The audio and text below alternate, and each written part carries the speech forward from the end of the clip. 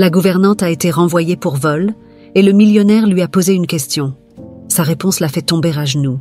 Le soleil brillait doucement sur la demeure des Moreau, éclairant les vastes jardins et les grandes fenêtres de la maison. Marie Dubois, gouvernante dévouée et toujours discrète, était dans sa routine habituelle, arrangeant les fines porcelaines dans la salle à manger. La tranquillité de la journée contrastait avec la tempête qui allait bientôt bouleverser sa vie.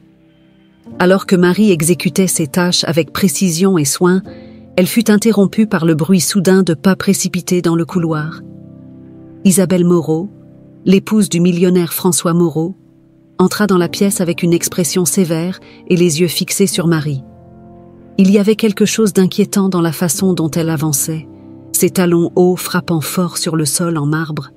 « Marie !» La voix d'Isabelle perça l'air, froide et accusatrice. « Où sont mes bijoux ?» Marie se tourna pour faire face à Isabelle, surprise par l'agressivité de sa voix. « Madame Moreau, je ne sais pas de quoi vous parlez, » répondit Marie, essayant de rester calme. « Je n'ai pas vu vos bijoux. » Isabelle fit un pas en avant, sa présence dominant la pièce. « Ne me mentez pas, Marie. Vous êtes la seule à avoir accès à ma chambre quand je ne suis pas là. Mes bijoux ont disparu et toutes les preuves pointent vers vous. » Le cœur de Marie s'emballa.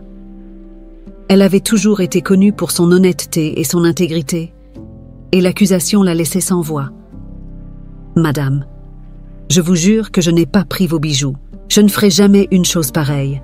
S'il vous plaît, croyez-moi. » Mais les paroles de Marie tombèrent dans l'oreille d'une sourde. Isabelle, aveuglée par la colère ou peut-être par la peur d'une autre vérité, n'était pas prête à écouter. « Les preuves sont claires, Marie, et je ne peux plus vous faire confiance. Vous êtes renvoyée sur le champ. » La sentence fut prononcée avec une froideur qui glaça le sang de Marie. Elle sentit le monde s'effondrer autour d'elle. Toutes ces années de travail acharné et de dévouement furent instantanément effacées par une accusation sans fondement. Elle savait que tenter de discuter avec Isabelle serait inutile, mais l'injustice du moment la paralysait, ne sachant pas quoi faire ensuite. Avant qu'elle ne puisse réagir, Isabelle ordonna à l'un des gardes de raccompagner Marie jusqu'à la sortie. La gouvernante, encore sous le choc, fut conduite hors de la demeure avec seulement une petite valise contenant ses effets personnels. En franchissant la porte d'entrée, Marie jeta un dernier regard à la maison où elle avait consacré tant d'années de sa vie et un sentiment de vide l'envahit. Dehors, le vent frais de Saint-Germain-en-Laye soufflait doucement, mais pour Marie, la sensation était celle d'un hiver glacial et impitoyable. Elle commença à marcher sans but dans les rues bordées d'arbres, ressentant le poids de l'humiliation et du désespoir. Comment pourrait-elle prouver son innocence quand toutes les preuves étaient contre elle ? Et pire encore, comment pourrait-elle subvenir aux besoins de sa fille Claire, maintenant qu'elle avait perdu son emploi ?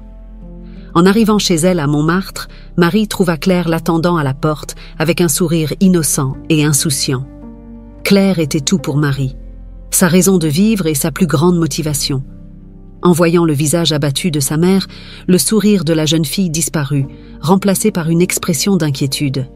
« Maman, que s'est-il passé ?» demanda Claire, les yeux remplis de peur. Marie força un sourire, essayant de cacher la douleur qu'elle ressentait. « Rien, ma chérie.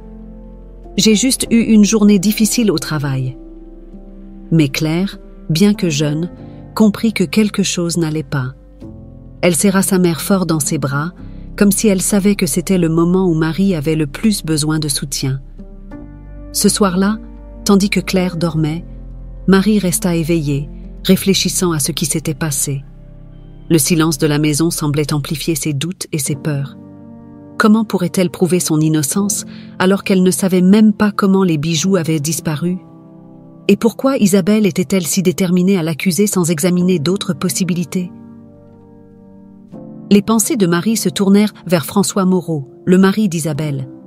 Il l'avait toujours traitée avec respect et considération, lui faisant confiance pour s'occuper de sa maison avec le même zèle qu'elle aurait pour la sienne. Marie se demanda si François la croirait s'il était au courant de la situation. Avec ses pensées en tête, Marie décida qu'elle ne pouvait pas simplement accepter cette injustice. Elle devait faire quelque chose pour laver son nom et assurer l'avenir de Claire. Même si cela signifiait affronter la puissante famille Moreau, Elle était déterminée à se battre pour sa dignité et sa vérité. Le soleil commençait à se lever à l'horizon quand Marie ferma enfin les yeux, décidée à trouver un moyen de prouver son innocence et de reconstruire sa vie. Elle savait que la route serait longue et semée d'embûches, mais elle n'était pas prête à abandonner. Le lendemain matin apporta avec lui une nouvelle réalité pour Marie. Tandis que les premiers rayons de soleil pénétraient par la fenêtre de sa modeste maison à Montmartre, elle ressentait encore le poids du jour précédent sur ses épaules. Ce qui auparavant n'était qu'une routine familière de se lever, de préparer le café et de partir au travail, semblait maintenant être un cycle incertain et plein de peur. L'accusation de vol et le licenciement brutal avaient laissé des cicatrices profondes, et elle savait qu'elle devrait faire face aux conséquences. Après avoir préparé le petit déjeuner pour Claire, qui ne comprenait pas encore complètement la gravité de la situation, Marie enfila sa tenue la plus simple et sortit pour tenter de trouver un nouvel emploi. Elle savait que Montmartre était un quartier plein de vie, où de nombreuses familles conservaient encore des valeurs simples et une forte communauté. Mais elle se rendit vite compte que les nouvelles se propagèrent vite et sa réputation, autrefois impeccable, était désormais ternie. En arrivant dans le premier endroit où elle avait l'habitude d'acheter des provisions, Marie ressentit les regards jugeurs des voisins. Madame Lefebvre, la propriétaire de l'épicerie, qui l'avait toujours traitée avec sympathie, la regardait maintenant avec méfiance. « J'ai entendu parler de ce qui s'est passé chez les Moreau, Marie, » dit-elle sans détour. « C'est bien dommage, vraiment dommage. » Marie tenta de garder son sang-froid. « Madame Lefebvre, je vous jure que je suis innocente. Je n'ai jamais volé quoi que ce soit de ma vie. » Mais Madame Lefebvre secoua simplement la tête, sceptique. « Vous savez comment sont ces choses, Marie. Là où il y a de la fumée, il y a du feu. Peut-être devriez-vous vous faire discrète pendant un certain temps. » Marie quitta le magasin les mains vides, ressentant le poids du jugement social à chaque pas. Le sentiment d'être une paria grandissait, et à chaque coin de rue, il semblait qu'elle rencontrait des visages familiers qui la regardèrent désormais avec méfiance, ou pire, évitaient complètement le contact visuel. Déterminée à ne pas abandonner, Marie tenta d'autres options d'emploi. Elle passa par de petites boutiques, des maisons de famille, et pensa même à tenter sa chance dans des cafés ou des restaurants, mais les portes se fermaient une à une. La rumeur du vol chez les Moreau semblait s'être répandue comme une traînée de poudre, et personne ne voulait s'associer à quelqu'un accusé d'un crime aussi grave, surtout contre l'une des familles les plus influentes de la région. En fin d'après-midi, épuisée et découragée, Marie s'assit sur un banc dans un parc proche. Le bruit des enfants jouant au loin, le chant des oiseaux, tout semblait cruellement en contraste avec l'obscurité qu'elle ressentait à l'intérieur. La réalité était impitoyable. Elle avait perdu non seulement son emploi, mais aussi le respect de la communauté où elle vivait.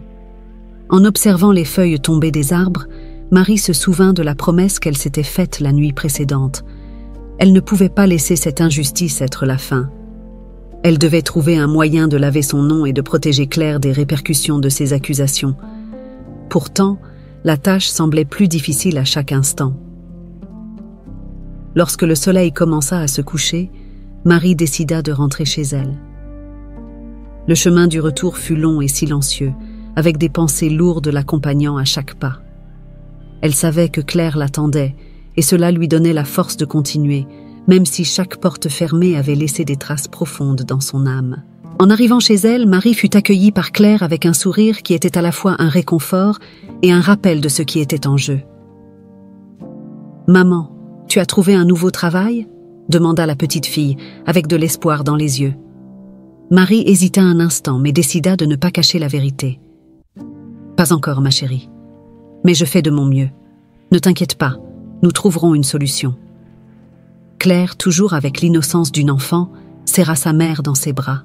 « Je sais que tu y arriveras, maman. » Cette nuit-là, tandis que Claire dormait, Marie s'assit à la table de la cuisine, regardant le modeste appartement qu'elles appelaient leur foyer. Le sentiment de défaite était accablant, mais en même temps, l'image de Claire, si confiante dans la force de sa mère, lui donna un nouvel élan. Elle savait qu'elle ne pouvait pas abandonner. Elle devait trouver un moyen de confronter François Moreau. la seule personne qui pourrait peut-être comprendre sa situation et lui offrir une chance de rédemption. Avec cette détermination renouvelée, Marie décida que le prochain pas serait de chercher François directement. S'il l'écoutait, peut-être pourrait-elle convaincre Isabelle de réévaluer les accusations ou, au moins, de lui donner une chance de prouver son innocence. En fermant les yeux, Marie sentit une lueur d'espoir renaître dans son cœur.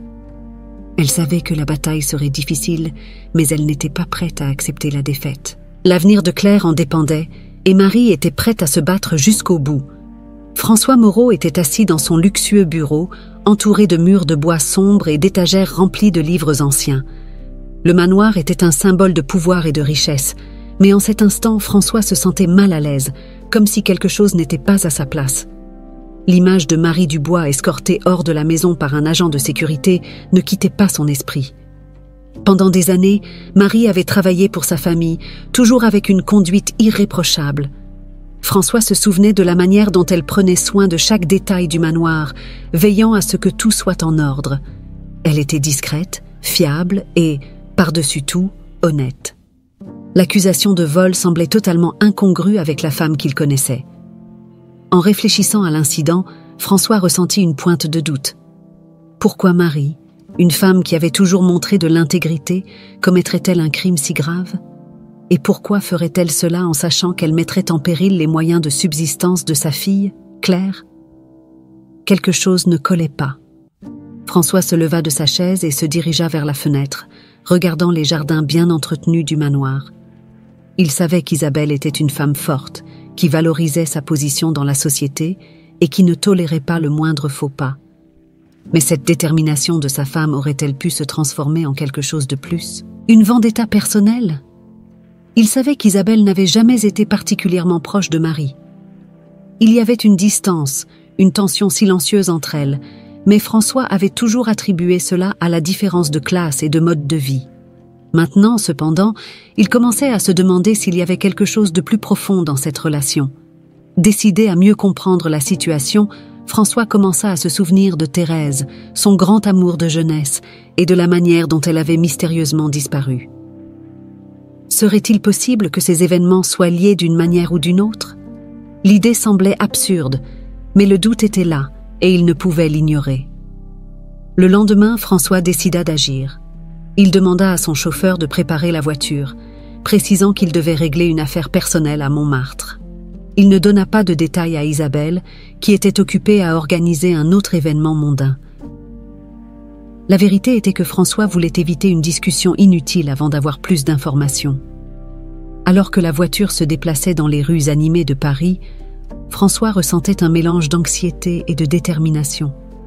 Il savait que la visite à Marie pourrait soulever plus de questions que de réponses, mais il était prêt à prendre le risque. Il devait entendre sa version des faits, comprendre ce qui s'était réellement passé dans le manoir et surtout, découvrir si les soupçons qui commençaient à se former dans son esprit avaient un quelconque fondement. En arrivant à Montmartre, François fut accueilli par un paysage bien différent de celui auquel il était habitué. Les rues étaient étroites, pleines de vie et de couleurs, mais portaient aussi une simplicité qui contrastait avec l'opulence de Saint-Germain-en-Laye. Il descendit de la voiture et marcha sur les trottoirs, se sentant un peu déplacé dans son costume coûteux. Enfin, il trouva la modeste maison de Marie. Il s'arrêta un instant devant la porte, prit une profonde inspiration et frappa. L'attente sembla interminable jusqu'à ce que la porte s'ouvre lentement, révélant Marie avec une expression de surprise en le voyant là. « Monsieur Moreau », dit-elle, essayant encore de comprendre la raison de sa visite. « Qu'est-ce qui vous amène ici ?» François perçut le mélange d'appréhension et de fatigue dans les yeux de Marie. Il ne put s'empêcher de remarquer à quel point elle semblait plus abattue depuis la dernière fois qu'il l'avait vue. « Marie, je suis venue parce que j'ai besoin de comprendre ce qui s'est passé. Les accusations contre vous n'ont aucun sens pour moi. » Marie l'invita à entrer, lui offrant une chaise dans le petit salon. L'endroit était simple mais accueillant, un reflet du soin que Marie apportait à son foyer, tout comme elle le faisait au manoir Moreau. Claire jouait dans une autre pièce, son rire résonnant doucement dans la maison. « Je jure que je n'ai pas commis ce vol, monsieur Moreau, » commença Marie d'une voix ferme mais pleine d'émotion. J'ai toujours été fidèle à votre famille et jamais je ne ferai quoi que ce soit pour trahir la confiance que vous avez placée en moi. » François acquiesça, la regardant directement dans les yeux. « Je vous crois, Marie. C'est pourquoi je suis ici. Mais j'ai besoin de savoir s'il y a autre chose que je devrais savoir. Quelque chose qui n'a pas été dit. » Marie hésita un instant, luttant contre les larmes qui menaçaient de couler. Elle savait que c'était le moment de révéler la vérité, aussi difficile soit-elle. « Monsieur Moreau, Isabelle ne m'a jamais aimée. Et il y a une raison à cela. » François fronça les sourcils, surpris par cette révélation. Et quelle serait cette raison? Marie prit une profonde inspiration, se préparant à l'impact que ses prochaines paroles allaient provoquer. « Je suis la fille de Thérèse, votre premier amour. Isabelle a découvert cela il y a quelque temps, et depuis elle essaie de m'éloigner. Le vol n'était qu'un prétexte pour s'assurer que je ne reste pas près de vous et de votre fortune. » François sentit le sol se dérober sous ses pieds. Les mots de Marie furent un coup inattendu, révélant un passé qu'il n'avait jamais soupçonné. Le doute qui avait commencé à germer dans son esprit se transformait maintenant en une certitude douloureuse. Il avait été manipulé par Isabelle pendant tout ce temps. François Moreau ressentit l'impact des paroles de Marie comme un coup direct à son cœur. La révélation qu'elle était la fille de Thérèse, son premier et unique amour véritable, fit remonter à la surface une vague d'émotions et de souvenirs qu'il avait longtemps enfouis. Le silence pesait lourdement dans le petit salon, seulement interrompu par le son lointain de Claire jouant dans la pièce voisine. Marie, quant à elle, observait François avec un mélange d'appréhension et d'attente. Elle savait que la vérité qu'elle venait de révéler pourrait tout changer, mais elle ignorait comment il réagirait. La dernière chose qu'elle voulait, c'était causer plus de douleur, mais elle savait que cacher la vérité n'était plus une option. « Je ne savais pas », murmura finalement François, encore en train de traiter ce qu'il venait d'entendre. « Je n'ai jamais su que Thérèse avait une fille. Ma fille. »« Elle n'a jamais eu l'occasion de vous le dire, » répondit Marie doucement, sentant la tension dans l'air. « Ma mère vous parlait toujours avec tant d'amour, mais elle disait que les circonstances ne leur permettaient pas de rester ensemble. Après qu'elle a disparu, j'ai grandi sans connaître la vérité, jusqu'à ce que je trouve vos lettres. » François hocha la tête, essayant de se souvenir de tous les détails de cette romance de jeunesse. Thérèse était une femme incroyable, pleine de vie et de passion. Ils s'étaient aimés intensément, mais des forces au-delà de leur contrôle les avaient séparés. Il n'a jamais su ce qui lui était vraiment arrivé, seulement qu'un jour, elle avait disparu sans laisser de traces.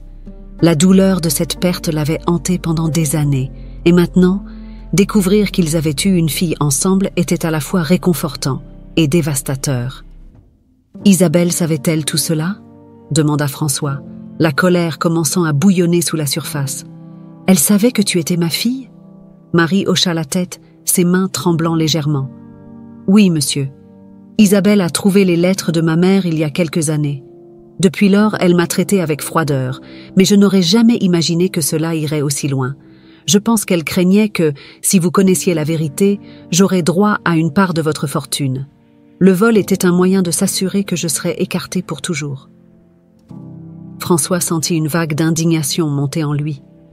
La femme qu'il avait choisie pour être son épouse, à qui il avait confié sa vie et ses secrets, était derrière un complot aussi cruel. Il avait toujours su qu'Isabelle avait un côté calculateur, mais il n'aurait jamais pensé qu'elle soit capable de quelque chose d'aussi inhumain. « C'est inacceptable, » dit François, sa voix chargée de détermination. Isabelle a manipulé cette situation pour protéger ses propres intérêts, sans se soucier des conséquences pour toi ou pour moi. Cela doit cesser maintenant.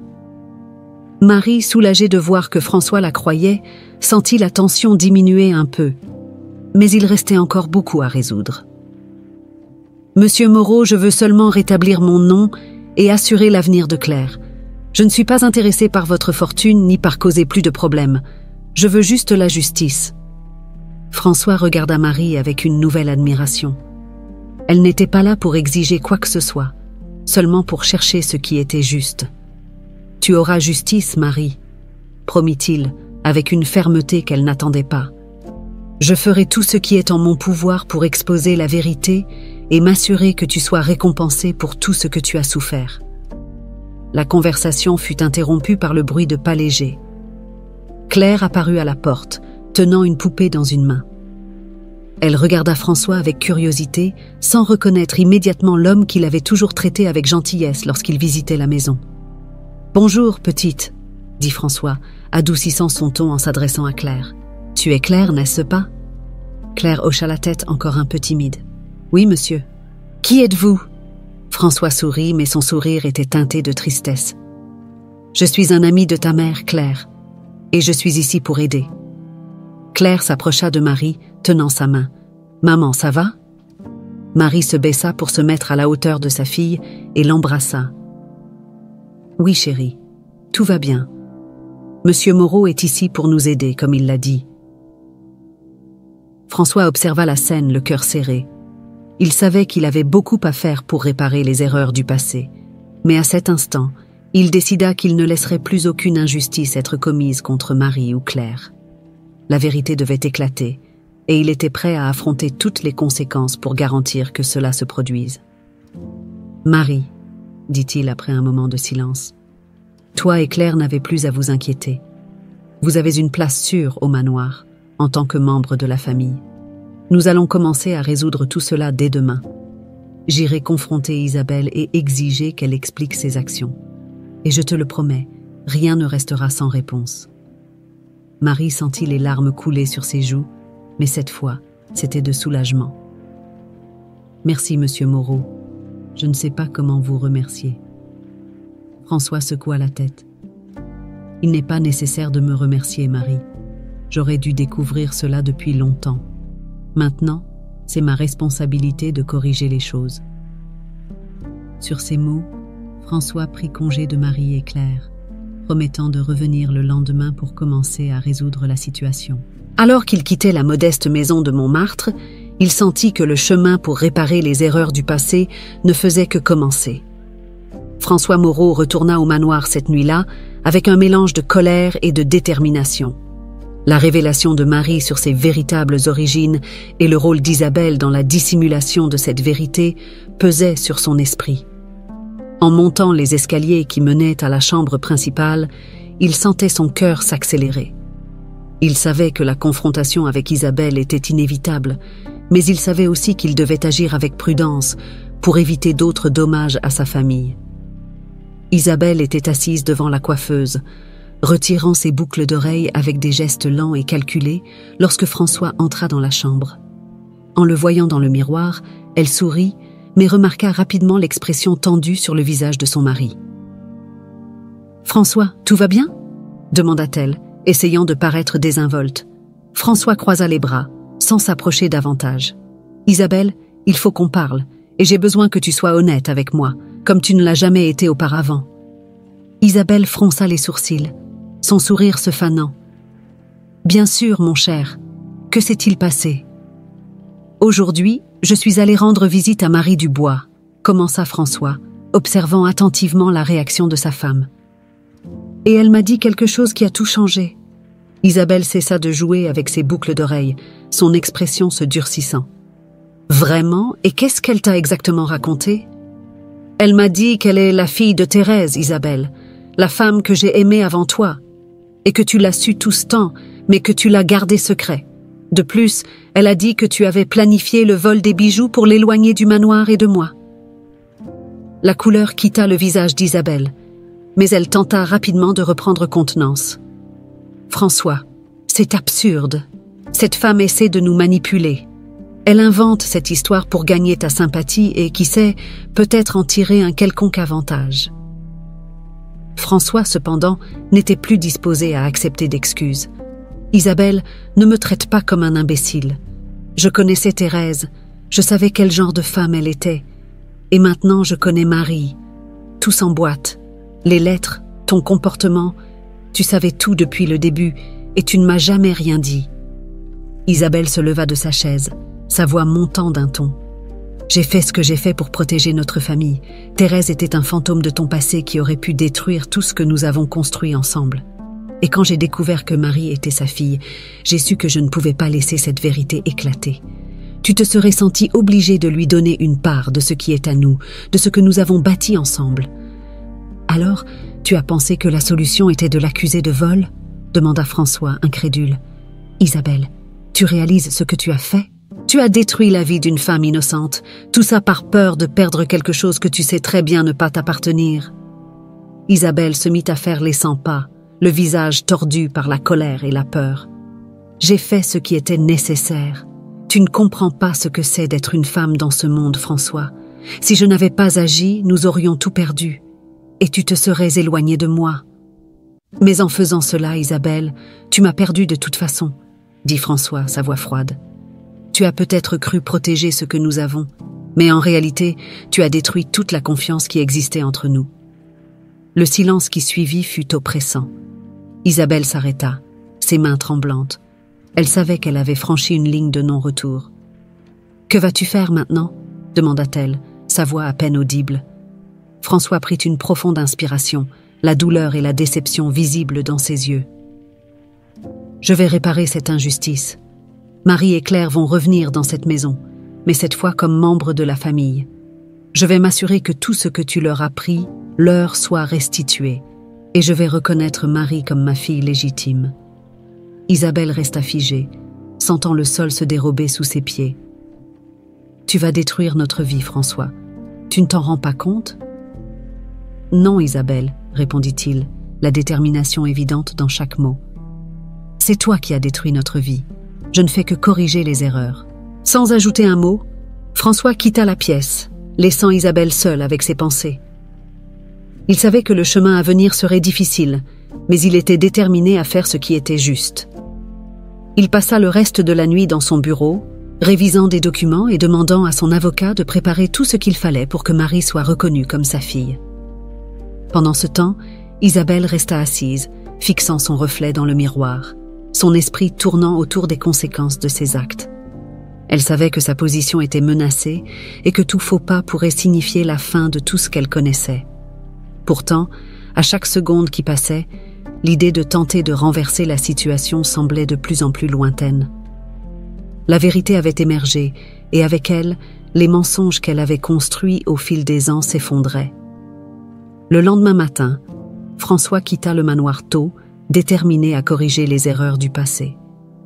Il savait que la confrontation avec Isabelle n'était que le premier pas de bien d'autres, mais il était prêt à affronter ce qui l'attendait. En se dirigeant vers Montmartre, où Marie et Claire l'attendaient, il sentit que, pour la première fois depuis longtemps, il faisait ce qu'il fallait. Isabelle Moreau passa toute la matinée dans un état d'anxiété grandissant. Chaque pas qu'elle faisait dans les couloirs du manoir, chaque regard qu'elle jetait dans le miroir, semblait refléter le poids des décisions qu'elle avait prises au fil des années. Les paroles de François la veille résonnaient dans son esprit, et la réalité qu'il était déterminé à corriger les erreurs du passé la plongeait dans un état de panique latente. Elle savait que le temps lui était compté. Le plan qu'elle avait minutieusement élaboré pour protéger sa position et assurer son avenir s'effondrait sous ses yeux. La révélation de Marie comme fille de Thérèse et l'insistance de François à l'intégrer dans la famille menaçaient tout ce qu'elle avait lutté pour conserver.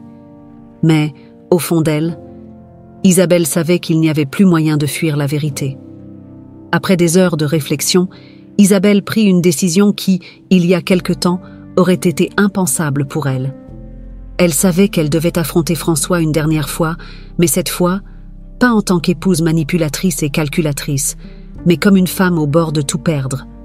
Elle devait avouer ce qu'elle avait fait et peut-être trouver un moyen d'atténuer les conséquences. Tandis que le soleil du matin traversait les grandes fenêtres du manoir, Isabelle descendit les escaliers, ses mains tremblantes agrippant la rampe pour se soutenir. Elle trouva François dans la bibliothèque où il révisait des documents avec une expression sérieuse et déterminée. En la voyant entrer, il s'arrêta dans son travail mais ne l'invita pas à s'asseoir. Le silence entre eux était lourd, chargé de tout ce qui n'avait pas été dit. « François ?» commença Isabelle, sa voix fragile, presque imperceptible. « Nous devons parler. » François leva les yeux, ses regards froids et distants. « Si tu es venue ici pour d'autres mensonges, Isabelle, je n'ai pas de temps à perdre. » Elle respira profondément, luttant pour garder son calme. « Je ne suis pas ici pour mentir.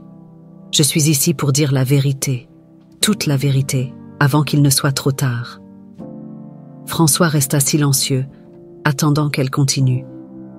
Isabelle savait qu'il était à bout de patience et qu'une seule erreur pourrait sceller définitivement son sort.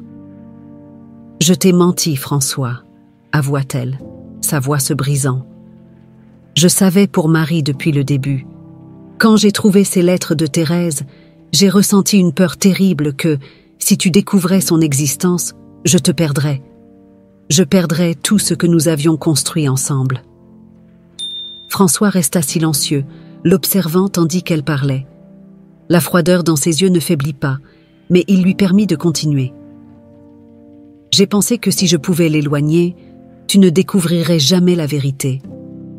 Alors, quand l'opportunité s'est présentée, j'ai manipulé les choses pour que cela semble comme si Marie avait volé mes bijoux. C'était un geste désespéré, je le sais. Mais j'étais terrifiée, François. Je ne savais plus quoi faire d'autre.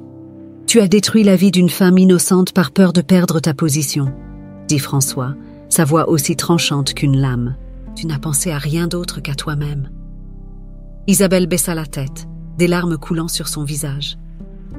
Je le sais, et je suis désolée. Je n'aurais jamais dû laisser la peur me consumer ainsi. Maintenant, je suis en train de tout perdre de toute façon. François se leva de sa chaise et marcha vers la fenêtre.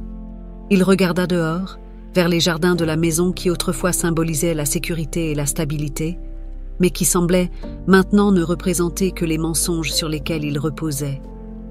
« Isabelle, » commença-t-il, toujours tourné de dos, « tu as fait des choix terribles, et les conséquences de ces choix se révèlent maintenant.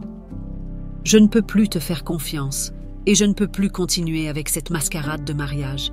Marie et Claire vont emménager ici, et toi, tu dois quitter cette maison. » Isabelle sentit un frisson parcourir son corps.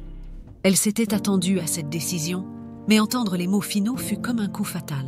« François, s'il te plaît, ne me chasse pas comme ça. Je n'ai nulle part où aller. » François se retourna pour la regarder en face, son expression impitoyable. « Tu as fait ton choix, Isabelle. J'ai déjà donné des instructions à l'avocat pour s'assurer que tu aies un endroit où aller, mais tu ne peux plus rester ici. Cette maison doit être un lieu de vérité et de justice, pas de mensonges et de manipulation. » Isabelle savait qu'il n'y avait plus de place pour des appels. Elle avait perdu. Sans dire un mot de plus, elle acquiesça et quitta la bibliothèque, des larmes silencieuses coulant. Chaque pas qu'elle faisait dans les couloirs, maintenant vide de toute sensation de foyer, semblait résonner comme la sentence finale de sa propre chute. En arrivant dans la chambre, Isabelle commença à emballer ses affaires avec des mains tremblantes. Elle savait qu'elle quittait non seulement une maison, mais toute une vie qu'elle avait construite sur la peur et la manipulation. Maintenant, elle était seule, et le poids des choix qu'elle avait faits était insupportable. François, quant à lui, resta dans la bibliothèque, ressentant le poids de sa décision, mais aussi la certitude qu'il faisait ce qui était juste.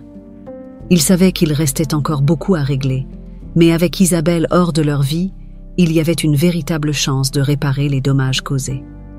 Tandis que le soleil continuait de briller dehors, François ressentit une légère lueur d'espoir que, peut-être, l'avenir pourrait être différent.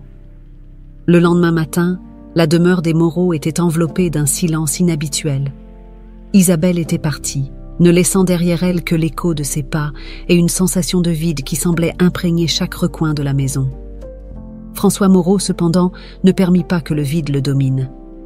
Il savait qu'il devait aller de l'avant, et le premier pas serait de s'assurer que Marie et Claire soient enfin traitées avec la dignité et le respect qu'elles méritaient. Tandis que les premiers rayons de soleil illuminaient les vastes jardins de la propriété, François était déjà debout, déterminé à mettre son plan à exécution. La nuit précédente, il avait passé des heures à réviser des documents et à discuter avec son avocat, Arturo Lemoine, des étapes nécessaires pour reconnaître Marie comme sa fille légitime et s'assurer qu'elle reçoive tout ce qui lui revenait de droit. Arturo arriva à la maison tôt ce matin-là, portant une mallette pleine de documents. François le reçut dans le bureau, où les grandes fenêtres permettaient à la lumière du jour de baigner la pièce d'une lueur douce, presque réconfortante. Ils s'assirent à la grande table en acajou et Arturo commença à exposer les procédures légales à suivre.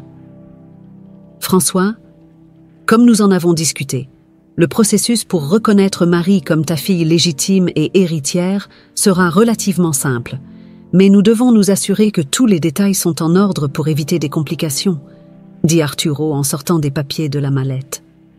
François acquiesça, son expression sérieuse. « Je veux que ce soit fait le plus rapidement possible, Arturo. Marie a traversé tant d'épreuves et il est temps de corriger cette injustice. Je veux qu'elle et Claire sachent qu'elles font partie de ma famille et je veux que ce soit reconnu légalement. » « Je comprends, François, » répondit Arturo en prenant un stylo pour commencer à remplir les documents nécessaires. « Nous devrons également préparer une déclaration formelle pour la presse, afin d'éviter que des rumeurs et des spéculations ne se propagent. Tu sais comment est la société à Saint-Germain-en-Laye ? La vérité doit être maîtrisée dès le début. » François fit une pause, réfléchissant aux paroles d'Arturo. Il savait que la presse et la haute société étaient toujours en embuscade, prêtes à se jeter sur le moindre scandale. Mais cette fois, il ne permettrait pas qu'on manipule le récit. Il était décidé à raconter l'histoire de Marie de manière juste, en s'assurant qu'elle soit vue comme la victime qu'elle était, et non comme une méchante fabriquée de toutes pièces. « Faisons les choses correctement, » dit finalement François. « Marie mérite que son histoire soit racontée de la bonne manière, et je veux qu'elle sache que je suis à ses côtés à chaque étape du chemin. » Arturo acquiesça et continua de travailler sur les documents, tandis que François réfléchissait à l'impact que tout cela aurait sur la vie de Marie et de Claire. Il savait que ce ne serait pas facile pour elles de s'adapter à cette nouvelle réalité, surtout après tout ce qu'elles avaient traversé. Cependant, François était déterminé à leur apporter le soutien nécessaire pour qu'elles puissent trouver la paix et la sécurité qu'elles méritaient tant. Avec les documents en main, François décida qu'il était temps de passer à l'étape suivante, parler à Marie et Claire. Il savait que cette conversation serait délicate, mais il savait aussi qu'elle était essentielle pour reconstruire la confiance qui avait été brisée. Tandis qu'Arturo continuait de travailler dans le bureau, François quitta la maison et monta dans sa voiture, se dirigeant de nouveau vers Montmartre. La ville semblait différente ce matin-là, comme si la brise légère qui soufflait dans les rues étroites portait avec elle une promesse de nouveau départ. François ressentit une légère lueur d'espoir que, peut-être, le pire était derrière eux. En arrivant chez Marie, François fut accueilli par Claire, qui ouvrit la porte avec un sourire curieux. « Bonjour, monsieur, » dit-elle, avec l'innocence d'une enfant qui ne comprenait pas encore totalement les complexités du monde des adultes. François lui rendit son sourire, ressentant une chaleur sincère en voyant la fillette. « Bonjour, Claire. Ta maman est-elle à la maison ?» Claire acquiesça et courut appeler Marie. Quelques instants plus tard, Marie apparut dans la salle, un peu surprise par la visite de François, mais avec une expression de calme qui suggérait qu'elle commençait à accepter cette nouvelle réalité. « François » commença-t-elle avec une légère hésitation. « S'est-il passé quelque chose ?» François l'invita à s'asseoir, et Claire, curieuse, resta à proximité, jouant avec sa poupée, mais écoutant attentivement la conversation des adultes. « Marie, ce matin, j'ai travaillé avec mon avocat pour m'assurer que toi et Claire receviez tout ce qui vous revient de droit. » commença François, essayant de choisir ses mots avec soin. « Je veux que vous veniez vivre à la maison comme faisant partie de la famille, et je prends toutes les mesures légales pour te reconnaître comme ma fille légitime. » Marie resta silencieuse un moment, absorbant les mots de François. Elle savait que c'était un changement monumental dans leur vie et une partie d'elle se sentait encore effrayée par tout ce que cela impliquait. « Je ne sais pas quoi dire, François, » répondit Marie, la voix tremblante d'émotion. « C'est tout ce que je n'aurais jamais imaginé avoir. Et en même temps, c'est effrayant. » François sourit, une compréhension dans son regard. « Je comprends, Marie. Et je veux que tu saches que je suis ici pour t'aider à chaque étape. Tu n'as pas besoin de prendre une décision immédiatement, mais je veux que tu y réfléchisses. Claire mérite un avenir sûr, et je veux m'assurer que cela devienne une réalité. » Marie regarda Claire, qui jouait maintenant distraitement, et ressentit une vague de gratitude mêlée d'incertitude. Elle savait que, quelle que soit sa décision, leur vie ne serait plus jamais la même. Merci François, dit finalement Marie. Je vais y réfléchir, mais je te remercie beaucoup pour tout ce que tu fais pour nous. François acquiesça, soulagé de voir que Marie était ouverte à l'idée. Il savait qu'il restait encore un long chemin à parcourir, mais il sentait qu'ils étaient enfin sur la bonne voie pour construire quelque chose de nouveau et d'authentique.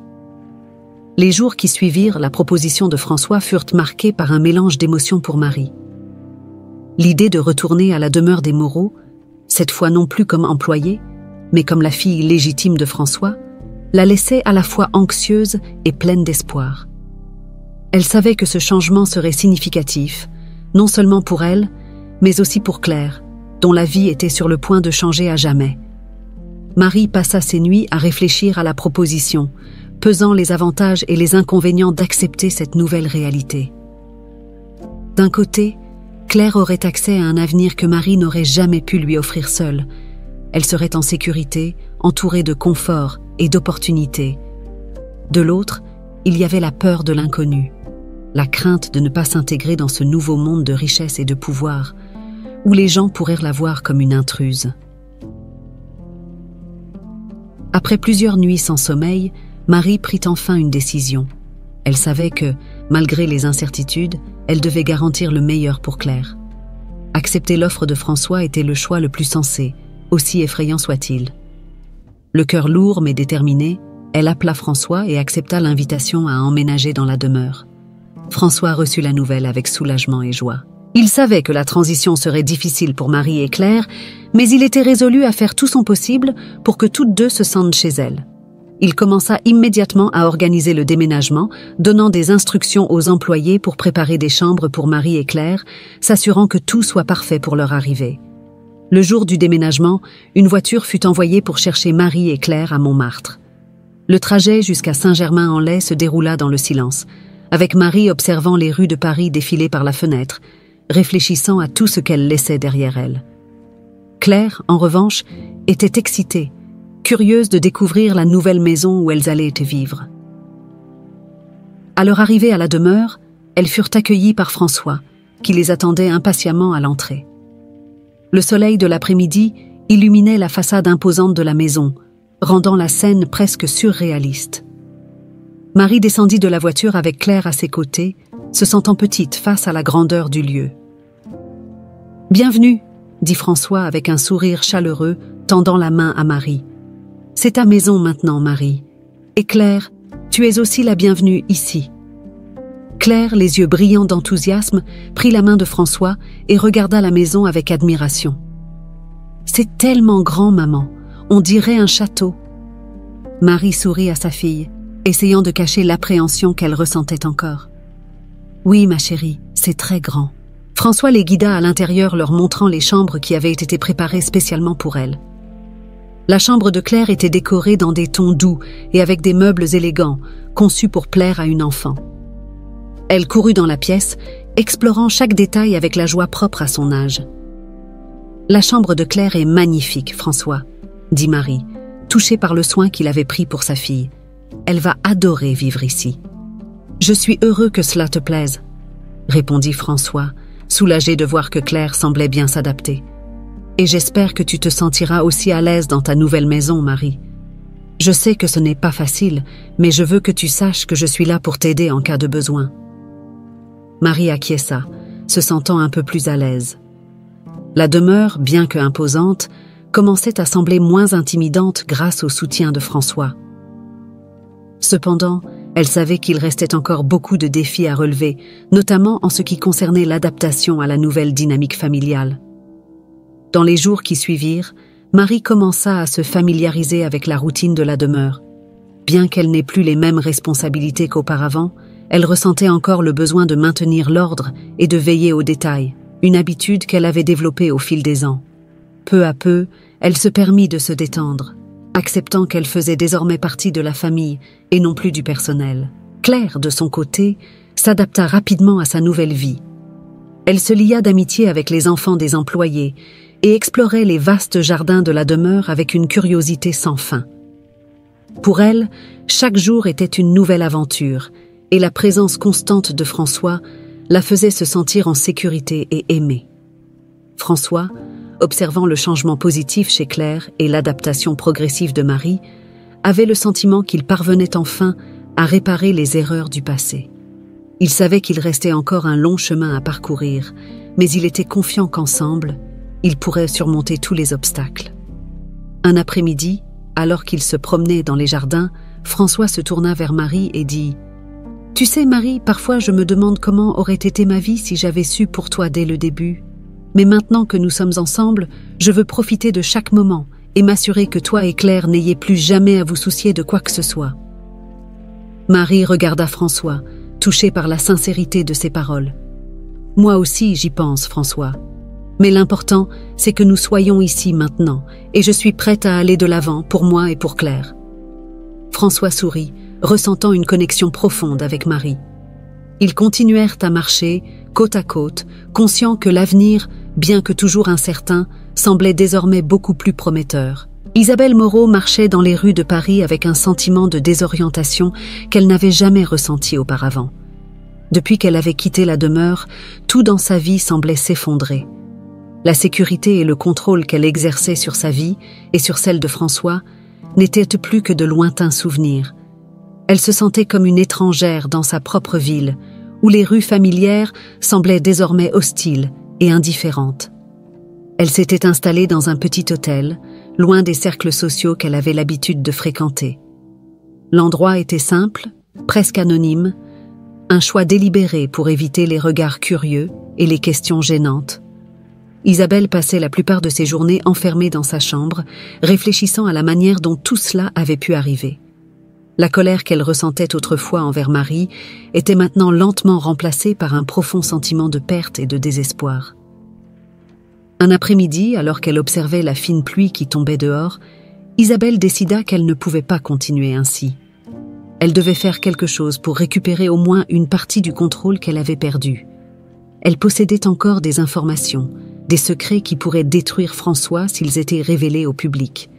Des secrets qui, s'ils étaient utilisés correctement, pourraient le forcer à reconsidérer sa décision de l'expulser du manoir. Avec cette idée en tête, Isabelle commença à planifier. Elle avait des contacts dans les médias et connaissait les ennemis de François qui seraient nés plus que disposés à l'aider à le faire tomber.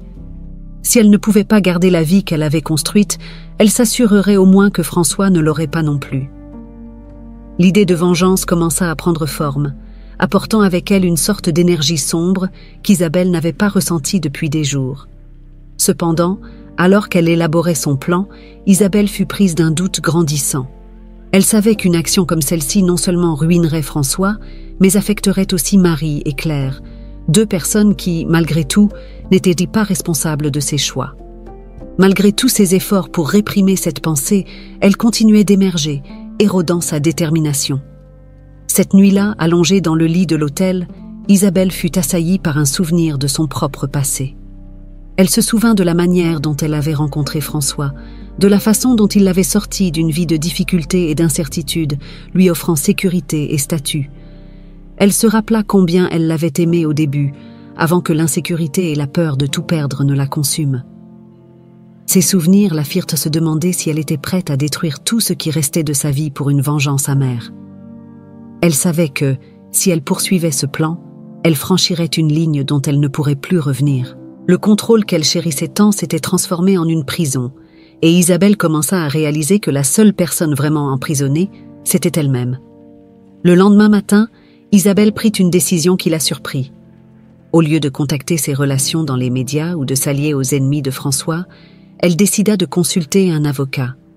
Elle voulait comprendre ses options, mais cette fois, au lieu de se concentrer sur la vengeance, elle voulait savoir comment avancer sans causer plus de destruction. L'avocat qu'Isabelle rencontra était un homme sérieux et professionnel qui l'écouta patiemment pendant qu'elle expliquait sa situation. Isabelle fut honnête à propos des erreurs qu'elle avait commises, et l'avocat, bien que surpris par sa franchise, lui donna des conseils pragmatiques. « Madame Moreau, commença-t-il, vous avez encore des droits en tant qu'épouse de François, mais il sera difficile de négocier s'il décide de contester. Cependant, je vous recommande d'essayer une approche plus conciliante. Cela pourrait aboutir à un accord plus équitable pour les deux parties, sans qu'il soit nécessaire de créer des scandales ou des révélations inutiles. Isabelle écouta attentivement, et pour la première fois depuis des jours, elle sentit qu'il y avait une issue qui n'impliquait pas la destruction et la vengeance. C'était une solution qui exigeait qu'elle abandonne le contrôle absolu qu'elle avait toujours recherché, mais qui offrait également la possibilité de recommencer, peut-être d'une manière qu'elle n'avait jamais imaginée. Elle remercia l'avocat et décida de suivre ses conseils. En quittant le bureau, Isabelle ressentit une légèreté qu'elle n'avait pas connue depuis longtemps. Elle savait qu'il ne serait pas facile de faire face à François à nouveau, surtout après tout ce qui s'était passé, mais elle savait aussi que c'était la seule façon de clore enfin ce chapitre de sa vie. Isabelle retourna à l'hôtel, où elle passa l'après-midi à écrire une lettre à François. Dans cette lettre, elle expliqua sa décision de chercher une solution pacifique et demanda qu'ils se rencontrent pour discuter d'un accord. Ce n'était pas une demande de pardon, mais une tentative sincère de refermer les blessures ouvertes entre eux et d'aller de l'avant. En terminant la lettre, Isabelle sentit que, bien qu'elle soit encore loin d'une véritable rédemption, elle était au moins sur la bonne voie. Peut-être, avec le temps, pourrait-elle trouver une nouvelle façon de vivre, une qui ne dépendait pas du contrôle ou de la manipulation, mais de quelque chose de plus authentique et de vrai. Le lendemain, Isabelle envoya la lettre à François, espérant qu'il accepterait son offre de paix. Pendant qu'elle attendait une réponse, elle commença à faire des plans pour une nouvelle vie, sachant que, bien que l'avenir soit encore incertain, il y avait de l'espoir pour qu'il soit différent. François Moreau était dans son bureau lorsqu'il reçut la lettre d'Isabelle. Il l'ouvrit avec une certaine appréhension, s'attendant peut-être à un dernier coup ou à une tentative de manipulation. Cependant, au fur et à mesure que ses yeux parcouraient les mots écrits, François ressentit une vague de surprise et de soulagement. Isabelle était prête à discuter d'un accord pacifique, sans plus de scandale ni de tentative de vengeance. Pour la première fois depuis longtemps, il semblait qu'elle était prête à admettre ses erreurs et à aller de l'avant. François savait que cela pourrait être l'occasion de clore ce chapitre tumultueux de leur vie une fois pour toutes. Il accepta de rencontrer Isabelle, mais décida que la rencontre devait avoir lieu dans un lieu neutre. Il voulait éviter que les émotions à fleur de peau ne prennent le dessus sur la situation. Il fixa la réunion dans un café discret, loin des regards attentifs de la haute société. Le jour de la rencontre, François arriva au café avant Isabelle. Il choisit une table dans un coin, d'où il pouvait observer l'entrée, et commanda un café en attendant. Ses pensées étaient tournées vers l'avenir, non seulement le sien, mais aussi celui de Marie et Claire. Il voulait s'assurer qu'après tout, elles auraient une vie tranquille et sécurisée. Peu de temps après, Isabelle entra dans le café. Elle semblait différente, plus contenue, presque humble. Elle était habillée simplement, quelque chose de très éloigné du glamour qu'elle arborait autrefois. En la voyant, François ressentit un mélange de compassion et de résolution. Il savait que, quoi qu'il arrive, il était prêt à aller de l'avant. Isabelle s'avança vers la table et les deux échangèrent un bref salut avant de s'asseoir. Il y avait une tension palpable entre eux, mais aussi une compréhension silencieuse que ce moment serait décisif. « François, » commença Isabelle, brisant le silence, « je sais que j'ai causé beaucoup de problèmes. J'ai été consumée par la peur de tout perdre et dans le processus, je me suis perdue moi-même. Je suis ici pour essayer de réparer cela, du mieux que je peux. » François hocha la tête, gardant son regard ferme. « Je suis prêt à écouter, Isabelle. Mais je veux être clair, il n'y a plus de place pour la manipulation. Si nous devons résoudre cela, cela doit se faire de manière honnête. » Isabelle prit une profonde inspiration, semblant absorber les paroles de François. « Je comprends. Et pour la première fois, je suis prête à être honnête, non seulement avec toi, mais aussi avec moi-même. Je sais que notre mariage est terminé, et je ne vais pas essayer de le changer. Je veux juste trouver une manière d'avancer pour que nous puissions tous les deux recommencer. » François sentit qu'elle était sincère, mais il restait une partie de son esprit qui demeurait prudente. « Qu'as-tu en tête, Isabelle ?»« Je voudrais négocier un accord, » dit Isabelle, sa voix ferme mais sans l'ancienne dureté. « Je suis prête à renoncer à une partie de ce qui me revient, en échange d'une vie tranquille loin d'ici. Je sais que je ne peux plus rester au manoir, et je n'ai pas l'intention de causer plus de problèmes pour toi, Marie ou Claire. » François resta silencieux un moment, réfléchissant à ce qu'Isabelle venait de dire. Je peux accepter ça, Isabelle. Mais je veux que tu comprennes que ma priorité maintenant, c'est Marie et Claire. Je veux m'assurer qu'elles aient tout ce dont elles ont besoin et qu'elles puissent vivre en paix, sans que le passé continue de les hanter. » Isabelle acquiesça, semblant accepter les conditions. « Je comprends, François, et je suis prête à coopérer. Je te demande seulement de me laisser partir en paix, pour que je puisse aussi essayer de reconstruire ma vie. » François sentit qu'ils étaient enfin en train de trouver un terrain d'entente. Il savait que le chemin à venir serait encore difficile, mais au moins, la bataille la plus intense semblait toucher à sa fin. « Je vais demander à mon avocat de préparer les documents nécessaires. Si tu tiens ta parole, Isabelle, je tiendrai la mienne. » Isabelle baissa la tête, ressentant un mélange de soulagement et de tristesse. « Merci, François. J'espère seulement que, dans l'avenir, nous pourrons nous souvenir de cela comme d'un tournant, et non comme de la fin de tout. » François acquiesça, bien qu'il sache que le pardon complet prendrait du temps. « Le temps le dira, Isabelle, mais pour l'instant, faisons ce qui doit être fait. » Ils se levèrent tous les deux, et François régla l'addition du café. En sortant, ils marchèrent ensemble sur quelques mètres avant de se dire au revoir, chacun partant dans une direction différente. En s'éloignant, François ressentit une légèreté qu'il n'avait pas éprouvée depuis longtemps. Il savait qu'Isabelle ne serait plus une menace et qu'il pourrait enfin se concentrer sur la reconstruction de sa vie avec Marie et Claire. De retour au manoir, François fut accueilli par Claire, qui courut l'embrasser. Marie l'observait depuis l'entrée, et il s'avança vers elle, ressentant une chaleur en la voyant là, à l'attendre. « Comment ça s'est passé ?» demanda Marie, sa voix pleine d'inquiétude et d'espoir. François sourit, soulagé. « Je pense que nous sommes libres, Marie. Isabelle a accepté d'aller de l'avant, et moi aussi. Maintenant, nous pouvons nous concentrer sur ce qui compte vraiment, notre famille. » Marie sentit les larmes monter, mais cette fois, c'était de soulagement. Elle étreignit François, sentant que, enfin, la tempête était passée et qu'un nouveau chapitre était sur le point de commencer. Avec l'accord avec Isabelle enfin résolu, le manoir des Moreau commença à se transformer en un lieu de renouveau et d'espoir. Le poids des secrets et des mensonges qui avaient hanté la maison pendant si longtemps commença à se dissiper, laissant place à un nouveau chapitre pour François, Marie et Claire. Désormais, la famille pouvait se concentrer sur la construction d'un avenir ensemble, libre des ombres du passé. Les premiers jours après le départ d'Isabelle furent marqués par une accalmie que François n'avait pas connue depuis des années. Le manoir, autrefois symbole d'oppression et de conflit, commença à devenir un véritable foyer pour tous. Les couloirs, qui semblaient autrefois froids et distants, étaient désormais remplis des rires joyeux de Claire et des conversations naturelles entre François et Marie.